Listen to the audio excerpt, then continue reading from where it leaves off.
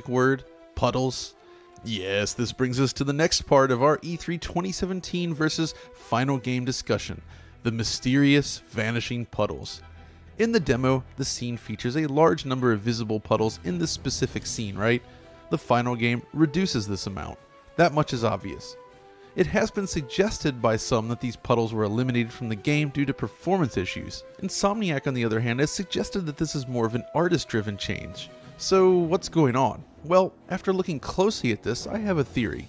So the first thing you might notice about the E3 demo is that the off-screen elements appear to be reflected, something impossible with screen space reflections. Some folks have been quick to throw around terms like ray tracing, but no, that's not possible here. The E3 demo was not pre-rendered after all. Instead, what I think we're seeing is simply a rather detailed static box cube map used for background reflection, mainly the buildings and immediate scene geometry. This texture screen space reflections are also featured and overlaid onto the scene. When objects are occluded from screen space, they disappear as expected, while the cube map remains visible.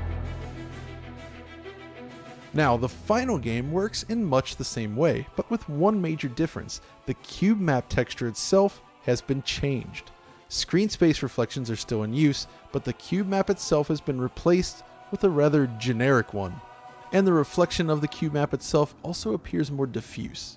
Look closely at the reflection here, and you see this sort of blue and white blobs sort of reflected in the puddle here. That is the new cube map in use. Pretty different from the one featured in the E3 demo. Creating and aligning all those box cube maps can prove rather time-consuming and challenging to implement for the art team, especially when considering the size of the world.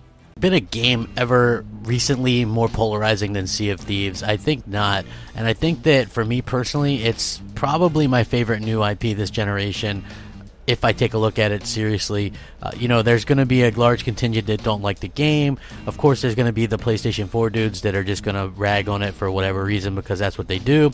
But at the end of the day, the game is fun for me personally.